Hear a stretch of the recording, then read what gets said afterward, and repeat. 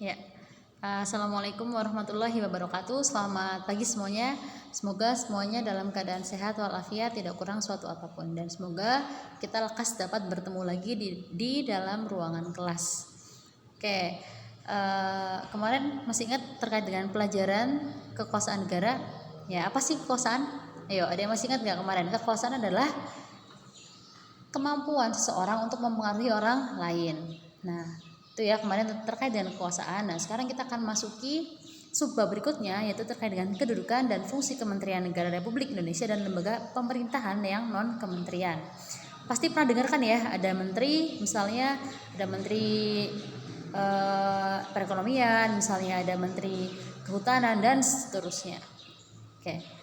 Nah, di sini adalah fungsi Kementerian Negara adalah apa sih fungsi dari Kementerian Negara? Ada 3. Yang pertama adalah berkoordinasi melaksanakan tugas pembinaan dan pemberian dukungan administrasi kepada seluruh unsur organisasi di lingkungan bidangnya.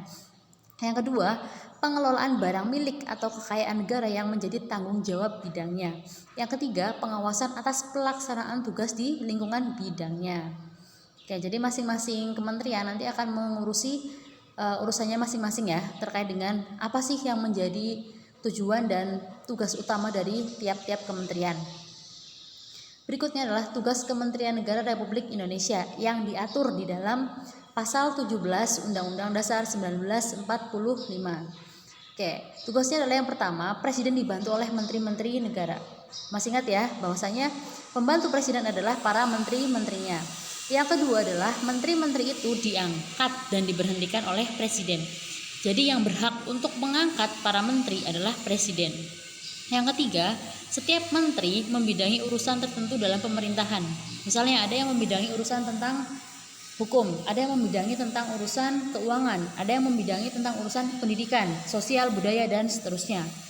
Yang berikutnya adalah pembentukan, pengubahan, dan pembubaran kementerian negara diatur dalam undang-undang.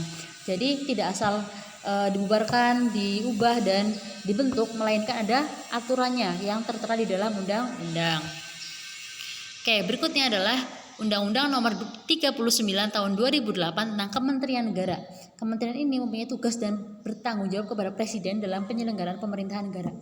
Jadi misalnya ketika menteri-menteri ini selama masa pemerintahan berlangsung, dia harus bertanggung jawab atas apa yang sudah dia laksanakan selama masa tersebut kepada Presiden langsung ya, tanpa perantara. Jadi langsung kepada Presiden. Masih ingat kan ya tadi ya, karena para menteri adalah pembantu dari Presiden. Oke, yang pertama adalah penyelenggara perumusan, penetapan dan pelaksanaan kebijakan di bidangnya. Pengelolaan barang milik atau kekayaan negara yang menjadi tanggung jawabnya, pengawasan atas pelaksanaan tugas di bidangnya. Yang kedua, perumusan, penetapan, pelaksanaan kebijakan di bidangnya, pengelolaan barang milik atau kekayaan negara yang menjadi tanggung jawabnya, pengawasan atau pelaksanaan tugas di bidangnya, pelaksanaan bimbingan teknis dan supervisi atas pelaksanaan urusan kementerian di daerah dan pelaksanaan kegiatan teknis yang berskala nasional. Yang ketiga, perumusan dan penetapan kebijakan di bidangnya, koordinasi dan sinkronisasi pelaksanaan kebijakan di bidangnya, pengelolaan barang milik atau kekayaan negara yang menjadi tanggung jawabnya, dan pengawasan atas pelaksanaan tugas di bidangnya. Nah, kemudian di sini kan kita tahu ya banyak sekali kementerian-kementerian yang ada di Indonesia. Nah, menteri-menteri yang ada di dalam situ adalah termasuk ke dalam 4 koordinator kementerian ini yang terdiri atas bidang politik, hukum, dan keamanan, ada bidang perekonomian, ada bidang pembangunan manusia dan kebudayaan, serta bidang kemaritiman. Ya, mari kita cek bersama-sama ya. Nah, di sini misalnya yang pertama, bidang politik, hukum, dan keamanan, di dalamnya ada terdapat Kementerian Dalam Negeri, Kementerian Luar Negeri, Kementerian Pertahanan dan Keamanan, kemudian ada Hukum dan HAM, Komunikasi dan Informatika, dan seterusnya. Boleh diamati ya, kalau bisa silahkan boleh sembari ditulis. Oke, kemudian bidang perekonomian, misalnya ada Kementerian Keuangan, Ketenagakerjaan, Perindustrian, Perdagangan, Pertanian, BUMN, dan seterusnya. Kemudian bidang pembangunan manusia dan kebudayaan. Nah, di sini ada Kementerian Agama, Pendidikan dan Kebudayaan atau Ristekdikti juga di sini. Kemudian Kesehatan, Sosial, Pemuda dan Olahraga, Pemberdayaan Perempuan dan Anak.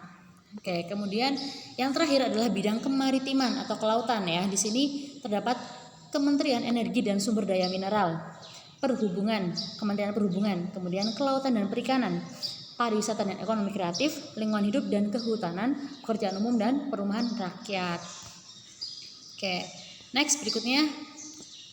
Di sini ada tugas lembaga pemerintahan yang non kementerian. Yang tadi kan kementerian, yang sekarang yang non kementerian. Yang non kementerian tugasnya adalah melaksanakan pemerintahan di bidang kearsipan sesuai dengan ketentuan peraturan perundang-undangan yang berlaku. Jadi secara tidak langsung lembaga pemerintahan non kementerian ini adalah di bawah dari menteri-menteri yang tadi ada di atas ya. Jadi ini adalah di bawahnya lagi. Biasanya berupa lembaga-lembaga. Oke, bisa kita cek seperti apa contoh dari lembaga pemerintahan yang non kementerian. Pasti kalian sudah sering dengar untuk istilah-istilah berikut ini. Nah, di sini ya lembaga pemerintahan non kementerian. Misalnya ada ANRI, Arsip Nasional Republik Indonesia. Kemudian Bappenas, Badan Perencanaan Pembangunan Nasional. Kemudian yang sering kalian dengar adalah Basarnas, Badan SAR Nasional. Ada BKN, Badan Kepegawaian Nasional. Ada BIN atau Badan Intelijen Negara. Ada BPOM, ini ya yang sering kita temukan di bungkus makanan, ada BPOM-nya. Kemudian ada BPS, Badan Pusat Statistik. Di sini yang mengurus terkait dengan sensus penduduk dan seterusnya. Gitu. Ada yang mau ditanyakan mungkin?